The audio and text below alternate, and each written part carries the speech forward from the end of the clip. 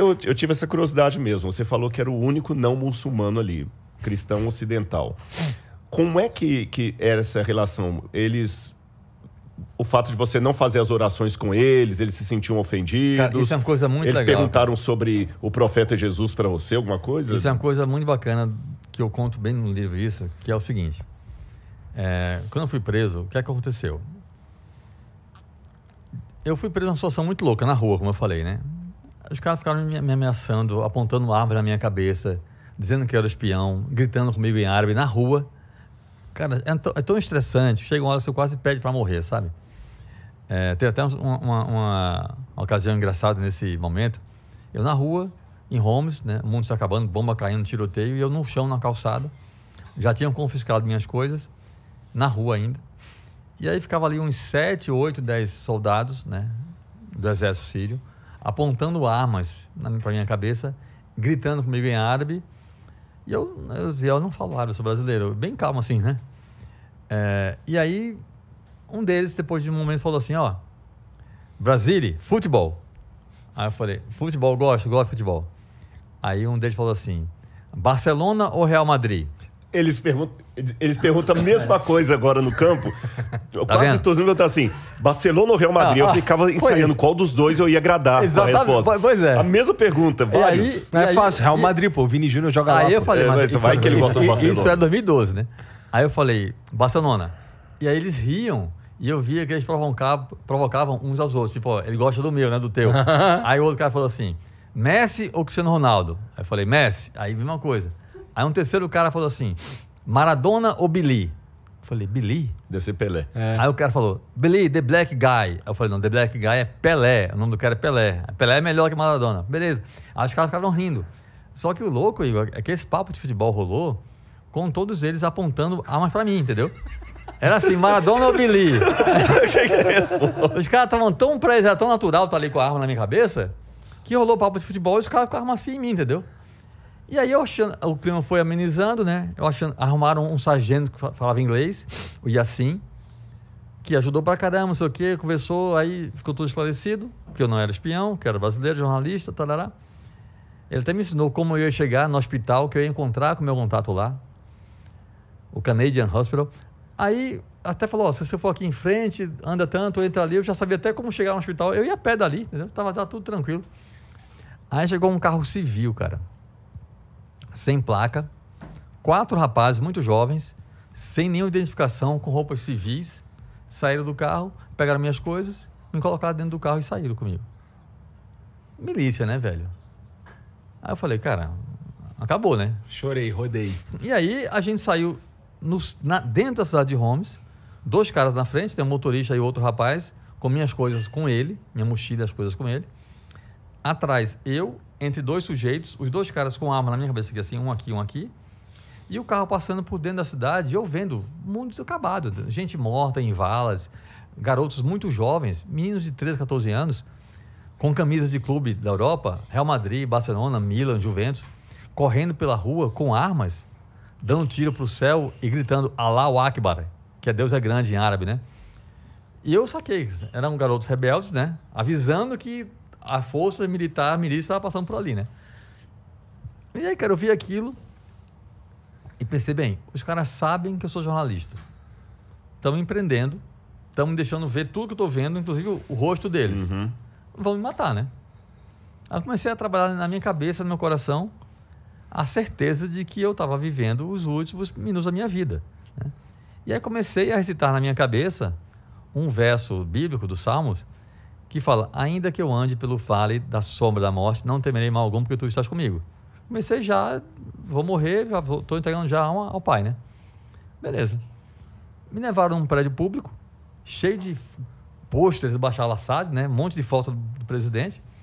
Aí esse cara que estava na frente, com minhas coisas no colo dele, minha mochila, saiu, me tirou do carro, e esse cara foi me conduzindo com um fuzil na minha nuca, para frente, para a esquerda, para a direita, para onde eu deveria ir, né? Ele não falava inglês. Esse cara me conduziu até uma porta, um pouco mais larga do que meus ombros assim, com uma escada só para descer. Parei na ponta da escada, dele para baixo, o cara me empurrou. Gol, gol. Aí eu fui descendo na escada, né? E o cara na minha nuca. E aí, quanto mais descia, mais escuro ficava. E aí eu vi um negócio no fim da escada que parecia uma parede. Aí eu falei, acabou, né? Aí fechei os olhos, baixei a cabeça, fiz uma oração, entreguei a Deus e fui descendo a escada bem devagar, sabe? Com os olhos fechados. Tateando degrau por degrau, com os pés assim. Escuraço, não dava pra ver nada. Fechei os olhos também, foi tudo escuro mesmo, né? Sim. Aí eu fui descendo com a cabeça baixa. E aí, nessa situação, eu senti uma pancada na minha cabeça e eu vi um barulho. Pá! E aí, cara, quando eu falo isso nas palestras que eu dou, por exemplo, a galera ri porque é engraçado, mas na hora não foi. Né? Quando eu senti a pancada na cabeça e ouvi o barulho, eu pensei realmente que era o tiro na minha cabeça. Tu vai morrer assim? Parece que eu tô vivo. A gente nunca morreu, né? A gente nunca morreu, não sabe o que não sei como é morrer. Aí eu pensei de fato que era o tiro do cara na minha cabeça. E aí deu um alívio, cara. Eu falei, nossa, acabou, que bom, né? Aí ainda pensei assim, ainda bem que foi rápido e não doeu, né? Aí fiquei parado lá com os olhos fechados e bem leve mesmo, cara. Aí alguém me empurrou. Aí eu falei, agora lascou, acabei de morrer, já tem alguém empurrando aqui já. E eu não abri o olho, fiquei lá de olho fechado ainda, né? Aí o cara empurrou, eu abri o olho já pra brigar com o anjo, né? Eu falei, quem é que tá aqui empurrando aqui? Quando eu olhei pra trás, cara, era o cara. E aí foi que eu vi que na minha frente não era uma parede, era uma porta de ferro, daquelas de correr assim, sabe? A pancada na minha cabeça e o barulho que eu ouvi era a minha cabeça batendo na porta, que eu tava assim, né? Aí bateu. E ali atrás da porta tinha uma sala grande, era meio que uma delegacia improvisada, né? Ali fui torturado, foi um inferno, passei a noite toda algemado. E disseram que no dia seguinte eu ia ser solto, né? E aí no dia seguinte eu não dormi, obviamente, naquele estresse extremo, né? Não dormi. No dia seguinte, que eu deveria ser solto, me colocaram num caminhão baú, algemado, com mais um monte de presos, e levaram a gente para o presídio. E aí lá no presídio, a maior parte dos presos foi para os blocos, né, grandes, né? E eu e mais uns 10, 15, não lembro, fomos para essa ala subterrânea. Porra, de presos se a maioria foi para um lado e 10 ou 15 foram junto contigo, tinha uns 40 cara no baú, então, no caminhão. Tinha uns 30, eu acho. É? Tinha uns 30. Eu acho que uns 10 por aí, 15 fomos para a ala e o resto foi para outra. Tá. E aí, caraca, quando a gente desceu, né, para essa ala subterrânea, eu tentando explicar para o agente penitenciário que eu não tinha feito nada de errado, que disseram que eu ia embora, não sei o quê. Falou um cara em inglês e o cara não falava inglês. Aí foi quando o Amar, que eu não conhecia, né, vi o cara naquele momento. Ele estava em pé quando a gente estava entrando novos... Eu soube depois, por exemplo, que a nossa ala era muito flutuante, a população carcerária. Entrava gente e saía gente todo dia. E aí, quando vai entrar novos presos, tem aquela curiosidade, né? Os caras abrem as celas e fica todo mundo na porta olhando quem está chegando. A única cela que ninguém abria a porta era do Anansi, do traficante de armas. Aí o Amar estava em pé na porta da cela, da primeira cela. E ele me ouviu falando inglês com o agente penitenciário. E viu que o cara não sabia falar inglês, né? Aí ele falou assim, posso ajudar? Eu falei, por favor, explica para ele isso, beleza. O Amar explicou para o cara e falou, ele falou que teus documentos estão em Damasco, estão com o governo e vão esperar eles autorizarem a tua saída, mas que você deve ir embora amanhã. Eu falei, cara, vou dormir aqui então, passar a noite aqui? Ele falou, Eu falei, não tem condições, cara. Isso era tipo 4 da tarde. Eu tenho de ir embora hoje, não vai rolar, enfim. Aí eu pensei, bem, ao menos aqui tem um cara que fala inglês e que demonstrou que está a fim de ajudar. Vou ficar aqui nessa cela, né? Entrei na cela. Isso era umas 4 e pouca da tarde. Assim que entrei na cela, rolou uma curiosidade muito grande dos outros presos em relação a mim. Aí rolou meio que uma coletiva. Os presos faziam perguntas em árabe e o Amar traduzia, né? E aí perguntaram, você veio de onde, por que está aqui, veio fazer o quê, não sei o que, tará. E aí isso tudo eu falei para voltar para a pergunta do Rodrigo. Dos 20 e poucos presos que estavam lá, tinha só uns 4 ou 5 de galábia, que é a roupa do homem muçulmano. E quem usa galábia é o cara que é mais conservador, mais tradicional. Os jovens não usam, é muito raro, né? Jovens usar galábia, né? Usam roupas normais como a gente, né? Mas são muçulmanos. Então, quando o cara está de galábia, é porque o cara é mais conservador. E aí um preso desse de galábia perguntou se eu tinha religião. Aí eu falei, tenho. Só falei isso, tenho. Porque assim, eu tenho origem italiana, que é essa cara também de árabe, né? O rosto fino, narigão. E eu fui para lá de propósito, assim, eu sempre brinco, eu fui fantasiado de árabe, porque assim, eu peguei muito sol, fiquei bem bronzeado, barba grande. Então, tem foto minha no livro, você vai ver, eu parecia um árabe. Todo lugar que eu ia lá, os caras iam falar comigo em árabe E eu fingia que entendia. Aí, quando chegou lá na cela, esse cara perguntou, tem aí a foto? Você passou agora, não tem um caderno de foto? Aí, por aí, vê. Tem uma foto minha aí, não tem? Essa aí, ó. Eu tava assim lá, entendeu? Uhum. Isso aí, Igor, tem uma foto aí, o detalhe, é uma queimadura no meu rosto que o delegado queimou com cigarro. Para me obrigar a assinar um documento policial em árabe. Eu assinei um documento policial sobre tortura, cujo conteúdo eu não sei. Mas, enfim. Aí esse cara perguntou se eu tinha religião. Eu falei, tenho. Aí ele perguntou assim, você é muçulmano? Aí eu falei que não era muçulmano. E aí ele perguntou, qual a tua religião? Aí eu falei, eu sou cristão. E aí ele perguntou do Rodrigo, né? Isso, cara, foi fantástico. Eu falei que eu era cristão, no meio de 20 e tantos muçulmanos. Fiquei preso com esses caras naquele tormento, naquele inferno, durante vários dias. E em nenhum momento, cara, eu senti nenhuma atitude de agressividade de ninguém comigo, sabe? E teve uma coisa que foi muito, muito especial. Nesse momento, eu tinha acabado de entrar na prisão. Rolou essa coletiva, né, dos caras comigo, tinha falado tudo já quem eu era, de onde eu vim e tudo mais, inclusive que eu era cristão. Isso era, como eu falei aqui, umas 4:30 da tarde, mais ou menos. E aí chegou a hora, pouco depois chegou a hora da oração deles, que é quando o sol se põe. Eu, como já falei, eu sou cristão, mas tenho uma grande admiração pelo povo muçulmano, pela história deles, pela cultura, pela religião. Já tinha ido em vários países de língua árabe, alguns muçulmanos, já tinha ido em várias mesquitas, já entendi um pouco do ritual deles, da oração, chama Adhan, né? Uhum. E o Adhan é o cântico que precede a oração. Quem já viu o filme de mundo árabe, é muito comum os caras colocarem essa música, né, para ter o clima do muçulmano. Nas mesquitas, no minarete. Eles... Allahu Akbar, Allahu Akbar, né? E aí, o Amar, que naquele momento não era amigo meu ainda, né? Eu conheci o cara fazia poucos minutos, ele levantou, virou assim pro canto da cela e começou a cantar o Adhan. Aí eu sabia, bicho, os caras vão orar aqui dentro. Os caras estão aqui nesse inferno, nesse tormento, e vão orar aqui. Enquanto o Amar cantava, o Rodrigo falou, tem o processo de limpeza deles, né? Vão se lavar, assar o nariz, lavar atrás da orelha, lava as partes íntimas, não sei o quê, para fazer a oração. E eu vi naquilo e falei, bicho, os caras vão orar aqui dentro. Começaram a se organizar, né? Ali a posição para fazer a oração, não sei o quê. O Amar acabou de cantar, foi lá para frente do grupo para começar a oração. E naquela angústia que eu estava sentindo, eu fiquei muito afim de orar com eles, para sentir aquela energia boa da fé, né? Mas eu pensei, bicho, acabei de falar que eu sou cristão. Se eu for entrar aqui no grupo, vai dar uma confusão nos infernos, né? Capaz de ter briga. Aí eu pensei, mas, bicho, já estou aqui mesmo na merda, né? Assim, uma confusão a mais ou a menos, não faz nem diferença. Aí eu fui orar com os caras. Levantei, entrei no grupo, fiquei lá minha quieto, né? E aí na frente do grupo estavam o Amar e outro cara. Esse outro cara me viu levantando e entrando no grupo. Aí esse cara esticou assim o braço, andou um pouco para trás e segurou no meu braço. Eu pensei que ele ia me tirar do grupo. Ele me puxou para frente do grupo, para perto dele, e fez assim, tipo, olha para mim, faz os meus gestos. Eu sabia já um pouco como é que era, eu falei, beleza. Aí ele começou a fazer os gestos, né? A oração começa com uma repetição. O líder fala uma coisa, você repete. Então até ali eu estava indo bem. Aí depois para, os caras vão orando, né? E aí começa o que o Rodrigo falou, de agachar, colocar a testa no chão, Allahu Akbar, Allahu Akbar. Ia fazendo isso com eles. Só que aí quando entrou na parte da oração, que vai mais, né? Em árabe mesmo, eu fiz lá todo o ritual, mas orando na minha cabeça em português. Quando acabou a oração, cara, eu estava muito emocionado, cara, porque foi muito forte, assim, toda aquela angústia, o sofrimento, depois aquela coisa de estar ali orando com eles, sei o quê. E eu senti muita vontade de chorar. Mas eu pensei, cara, não vou chorar aqui, sabe? Eu trinquei os dentes e senti o olho lacrimejando, mas assim, sabe? Não chorei. E só que os caras viram eu emocionado. O Amar e mais outros 2 caras, justamente o Adnan e o Walid.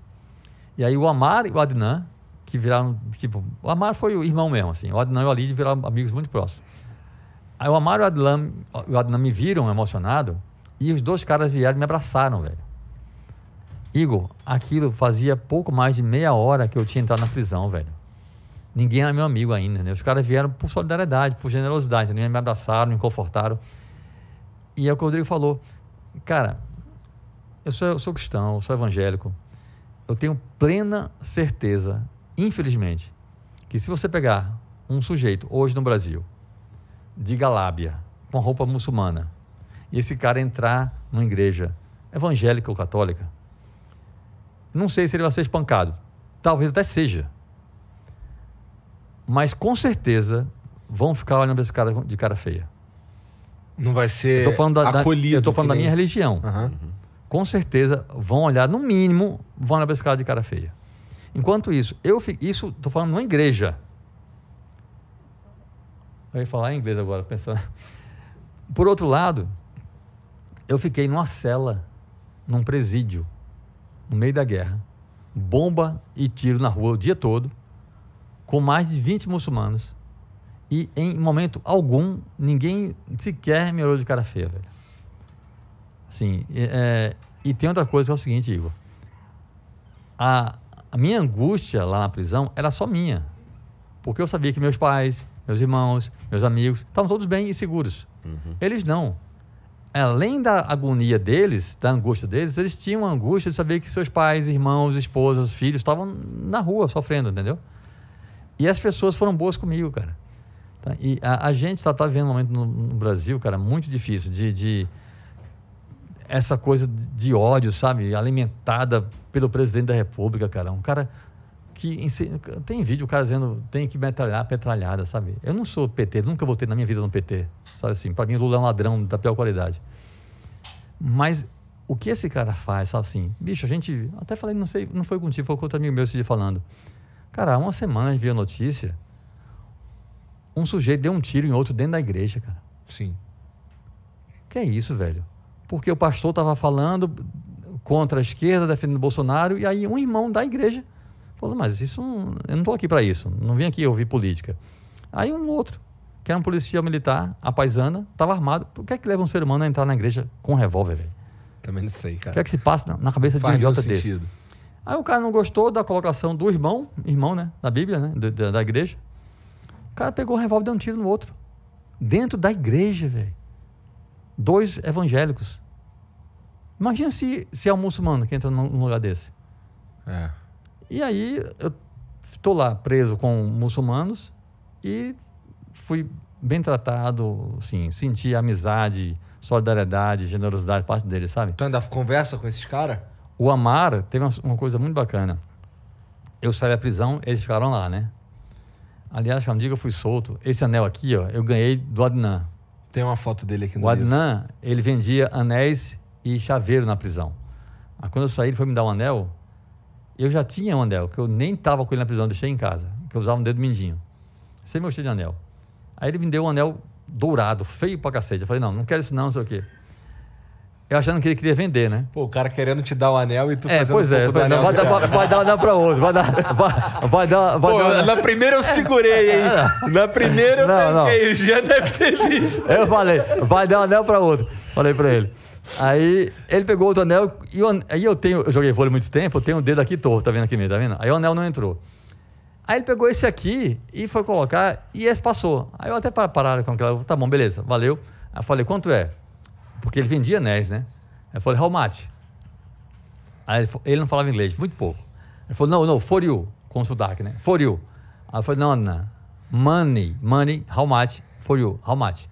Aí ele falou com sotaque, falou assim, no, for you, remember me in Brasília. Aí me deu o anel, beleza. E aí não tiro mais dedo, só tiro quando vou pra academia. Então, cara, essa generosidade, sabe assim, essa bondade das pessoas, sabe? Quando eu saí da prisão, esses caras estavam numa alegria, velho, você não tem noção. Os caras ficaram realmente felizes porque eu estava indo embora. Eles iam ficar lá. Só quem estava saindo era eu, sabe assim? E às vezes, cara, eu falo também isso nas palestras que eu dou para empresas, conto essa história e faço essa analogia. Às vezes você trabalha com uma pessoa 5, 10 anos do seu lado, o cara é seu amigo, sai para beber, vai na casa, e aí sai uma promoção, o teu amigo é promovido e você é incapaz de se alegrar pelo cara. Você fica com raiva do cara porque foi ele promovido, não foi você, entendeu? E lá, só quem ia sair da prisão era eu, eles iam ficar lá, e os caras ficaram numa alegria, cara, tão linda, sabe, porque eu estava sendo solto. E aí quando eu saí da prisão, voltando à tua pergunta, eu dei por Amar o meu cartão, né? da revista, que eu estava na época, na Isto É. Com o meu telefone celular e o telefone da redação, na minha mesa. Fui embora, eles ficaram lá. Depois de uns 3, 4 meses, eu estava um dia trabalhando, o telefone tocou, eu atendi, era o Amaro. Aí, cara, super emocionante. Meu irmão, mas tá, conversamos. Beleza. E aí, desde então, a gente fosse falando a cada 2, 3 meses. Ele me ligava para ele. Até que já faz um bom tempo, até desistir de ligar. Eu fiquei ligando para ele, o telefone dele não atendia, nem em casa, nem no celular. Eu quero crer que ele tenha ido embora para outro país, com a mulher dele, não sei o quê. Mas o Amaro foi o único com quem eu falei depois da prisão, dos presos, né? Mas eu fiz amigos fora da prisão, no governo da Síria, inclusive, um cara muito bacana, o Fadi. E até hoje sou amigo de um cara que, o vice-cônsul do Brasil, que era o vice-cônsul em Damasco na época, foi esse cara que me tirou da Síria. Eu saí da Síria, vê que coisa louca, Igor. Eu saí da Síria dentro de um carro oficial da Embaixada Brasileira. O motorista da embaixada, eu e o João, que é esse vice-cônsul, ele me levou de Damasco, porque do presídio me levaram para Damasco, né? Aí eu fiquei mais 3 dias lá em Damasco, sendo monitorado por um cara do governo da Síria, que é o Fadi, que virou também meu amigo. E aí, depois de 3 dias lá, o João, que é o vice-cônsul, foi comigo. Isso que o Rodrigo falou, de confiscar suas coisas, eu só tive minhas coisas, passaporte, máquina fotográfica, a filmadora, o celular, eu só tive isso de volta quando eu fui com o vice-cônsul do Brasil no Ministério da Informação da Síria, pegar minhas coisas, e aí no carro da embaixada a gente foi de Damasco até Beirute. Eu saí da Síria dentro de um carro da embaixada brasileira, cara. No fim das contas, tu ficou lá quanto tempo? 6 dias preso, mais? Eu fiquei ao todo, acho que 10 dias. Acho que foram 10 dias. Os 7, mais 10, 11 dias, por aí. Entendi. Meu pai. Caraca, que briga, hein, cara? Foi pesado o negócio, cara. Mas foi uma experiência que, sério, assim, por mais que tenha sido angustiante, sabe, pesada, sofrida, e foi bastante, o que eu falei, foi uma experiência humana muito rica, sabe, assim. E tem uma coisa que eu acho sempre legal falar, cara. Naquele momento em que eu tive certeza que eu ia morrer, porque não foi que eu achei, eu tive certeza que ia morrer. Eu cheguei até a achar que estava morto, né? O mais legal desse negócio todo, cara, é que naquele momento em que eu estava, né, com a arma na minha nuca, o corredor escuro, a escada ali descendo, eu tive certeza que ia morrer. Eu não me desesperei, não surtei, não entrei em pânico, não me arrependi. Aquele pensamento que a gente tem às vezes, né, tipo, maldita hora eu vim pra cá, pra quê? Não, isso aí em momento algum passou pela minha cabeça, cara. Até porque eu fui pra lá muito consciente de que podia acontecer aquilo, né? Eu tô indo pra guerra, cara. Então, assim, pode ser tudo, né? E, cara, em momento algum me arrependi. Nem, sabe, me desesperei. Eu estava muito tranquilo, sabe? Eu tinha muita clareza no meu coração, na minha mente, que, assim, tô bem com as pessoas. Quem eu amo sabe que eu amo. Quem eu tinha de perdoar, perdoei. Quem eu tinha de pedir perdão, pedi. Então, assim, tô aqui. Até pensei assim, pelo menos vou morrer onde eu queria estar, fazendo o que eu queria estar fazendo, sabe? Eu falo muito isso, porque existe hoje uma ideia que eu acho muito equivocada, que é bonitinho, mas não é verdadeiro, que é o seguinte: se você fizer algo com dedicação máxima do coração, vai dar certo. Não vai, amigão. Sinto informar, mas não vai. Muitas vezes você faz algo de coração, com honestidade, se dedica o máximo que você pode se dedicar e dá merda. Acontece isso muito, Sim, né? É muito possível. Muito. É mais comum do que Pois a gente gostaria, Pois né? é. A grande questão, Igor, é que, assim, quando se faz algo realmente com um propósito verdadeiro no seu coração, com honestidade com você, com os outros, se der merda, você não se arrepende. O processo é mais importante, Sim, né? pode dar errado, mas você não se arrepende. Você sabe que fez o máximo que você podia fazer, você se entregou tudo que você tinha que entregar. Eu dei uma palestra recentemente, até falei isso com o Rodrigo no carro, com a Laura, a mulher do Rodrigo. Eu tive a alegria de fazer palestras para a seleção brasileira de vôlei. Masculina, há uns 2, 3 meses, e agora há uma semana a seleção feminina. Cara, eu dei a palestra para campeões olímpicos, campeões mundiais, entendeu? Eu joguei vôlei a vida toda, então, para mim, muito bacana estar lá com esses caras, e também com as meninas. E eu falei da história da Síria, né? Essa coisa que eu falei da analogias com o mundo corporativo, eu adaptei também para o mundo esportivo, né? Que é a mesma coisa, né? E falei muito sobre isso com eles.